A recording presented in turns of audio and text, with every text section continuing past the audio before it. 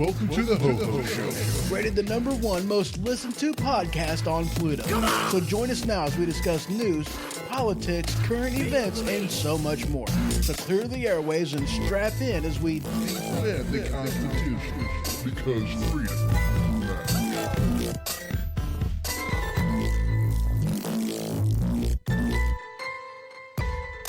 broadcasting from Weaponized Sloth Production Studio B.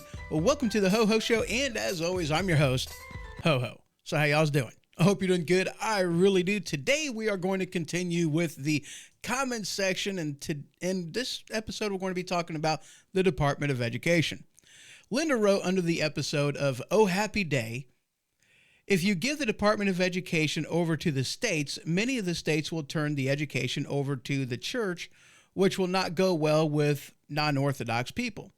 There are private and religious schools already that people can send their children to if they wish, but to have it forced on public schools is very discriminatory. And, you know, I agree with the sentiment, I really do. But in a matter of speaking, I disagree. I really do. Because if you look at what has happened to our education system since the founding of the Department of Education back in 1978, that our test scores, what our children learn, has really gone down quite a bit. I mean, it really has. You know, our test scores are kind of ridiculous. I mean, it's sad that we have to import people because they're not smart enough in order to do some of the jobs that we need done over here, like regarding IT and technical support and, you know, programming and different things of that nature. Why do we have to import people if we are supposed to have one of the top-notch education systems in the world? I mean, we're freaking America, for crying out loud. There's no reason why we should have to import anybody to do the jobs that Americans can't do, because we should be able to do them all. Especially whenever you're talking about science, technology, engineering, and math. I mean, we should be teaching this to our students. I mean, there was a time in our nation's history, not that long ago, I remember because I went to school back then, that we taught our children trades. Like welding, like building a house, agriculture, automotive. You know, we taught our children trades. This way, whenever they got out of the school, they were perfectly capable of joining the workforce and making money. I mean, that was something that was important to us at one point in time. I mean, hell, all of our places of higher learning were actually started by the church. I mean, Harvard was actually started as a religious institution. It was started by the church. So was Princeton. And, you know, Berkeley, several others were actually started by the church. You know, there's nothing wrong with that as long as you are learning science, technology, engineering, and math. While as long as you are keeping the main thing, then there's nothing wrong with that. And is what I really want to see happen is choice. You know, I really do like the concept of choice whenever it comes to, you know, our education, the education where our children are able to go to school. I believe in the voucher system. I really do. Because we all pay money for our children to be educated, but one thing that doesn't happen is the money that we pay, it just goes directly to the schools. It doesn't stay with the child, so that this way the child and the parents can choose what is best for the child when it comes to their children's education. They're stuck based on where they live to go to the public school, which, I mean, let's be honest, it's government-run school. And if they want a better education, if the government school in their area does a very poor job about educating our children, or are educating our children on things that we don't want them to educate our children on, like DEI and telling our children that because of the color of our skin, we are either animals or we are, good people. We're victims or we are oppressors. I mean, some of these things that, school is teaching our children are things that I wouldn't want to be taught to my children. But yet we're stuck. And if we want to send our children to a different school that is going to educate better and educate in accordance with our beliefs, well, you have to pay twice because you're already paying for the government school. And now you have to pay for your children to get a better education somewhere else. That's why I believe in the voucher system. Parents should have an option on where to send their kids.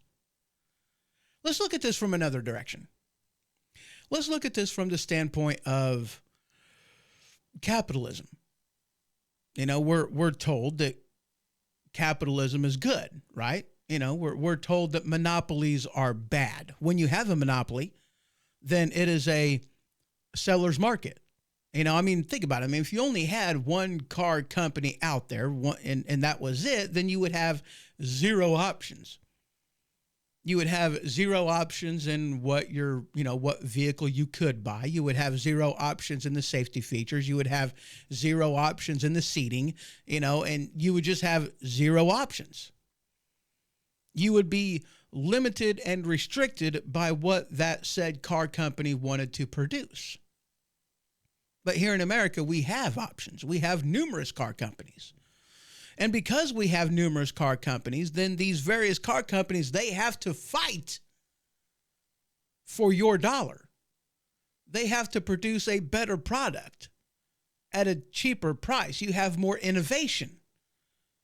You have competition. And in capitalism, competition, the buyer wins. That's a fundamental belief when you're talking about capitalism. So why is it in our education system we believe in a monopoly whenever we know that monopolies are bad? Why is that? I don't understand. I really don't. Because when we are presented with options, then all you get is a better product. That's what you get. And that's what the voucher program would provide. Our education system, a better product. If the public school still wants you to go there, still wants the money that the education voucher would provide, then they need to fight for that money. That means they need to produce a better product. That means they need to start educating our children and quit being woke if woke isn't what the people need. If woke isn't what the people want, then they're not going to go there. And if the government schools are so proud about what they're teaching, about the product that they're selling, then why wouldn't they want to compete in an open market? You would think that if they're so proud of what they're doing, then they would be open to do that.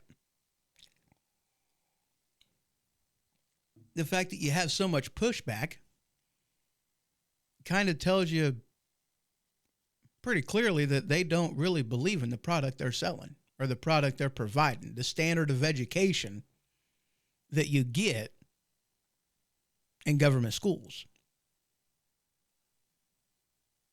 I like I said, I understand the sentiment behind it. I really do, that it would be unfair, but at the same time, it would provide, a much better quality of education. The government schools would be forced to compete with other schools out there, other private schools out there, whether they be religious, secular, or otherwise, doesn't really matter, because even, that's the thing. Even a church school, a religious school, they have to teach certain things in order to make their students competitive on the global market, in order to make them competitive to where they can go to a college or what have you. They still have to provide a certain standard of education. And yes, I would want nothing more than the Department of Education to be completely eliminated. That has no business being controlled out of Washington. We have 51 different departments of education, one in the federal government on the federal level and 50 on each individual state level. There's no reason to have that, because education is not something that the federal government should have control over. You know, the 10th Amendment. If it's not a power specifically granted to the federal government or restricted to the states, then it belongs in the hands of the states. That's where the Department of Education, the control of education, that's where it belongs, in the states. Absolutely. So on its face, yeah, I'm pro school vouchers. I'm pro the dismantling of the Department of Education. It belongs in the hands of the states. I mean, just look at the test scores of our students starting from 1978, when the Department of Education was founded, to now. And what you will see is astonishing. There really has been a diminishing in the quality of education that we have been getting, that our students have been receiving for quite some time. Education should be something that should be valued. We should want our children to have the best possible education that money can buy. And it's not a matter of money. You know, some of the best funded schools have some of the worst test results in them. I mean, think about some of the schools in Michigan, in Detroit. They spend a lot of money in education up there. How are the test scores? Pretty bad. Do you think a school would continue doing some of the crap that they're doing if they had to fight for those dollars that they just automatically get? Absolutely they would. Our children will have the opportunity to get a better education if that money wasn't just automatically given to the government school system. If it just wouldn't. So yeah, I believe that the Department of Education should be abolished. It should be eliminated, along with several other departments up there controlled by bureaucrats. It has no business being up in Washington. It belongs in the hands of the states, and that's where it really should stay. And that's just my belief. If you disagree, that's awesome. Let me hear your point. Let me hear your argument, and I'm definitely open. If you have any questions, comments, concerns, please let me know in the comment section over in Spreaker.com for this show. Also, you can head on over to the website, thehohoshow.com. There is a section in there where you can, send me a message. And of course, you can always email me, hoho@thehohoshow.com. I'm always open to your comments, suggestions, what have you. I greatly appreciate each and every one of you, and I thank you for stopping by. So that's all I got for this episode. Y'all have yourself a great one, and I will see you in the next one. This has been The HoHo Show. For more information, you can head to thehohoshow.com. And for the merchandise store, you can head on over to stinkpickle.com. That is stinkpickle.com. Until next time.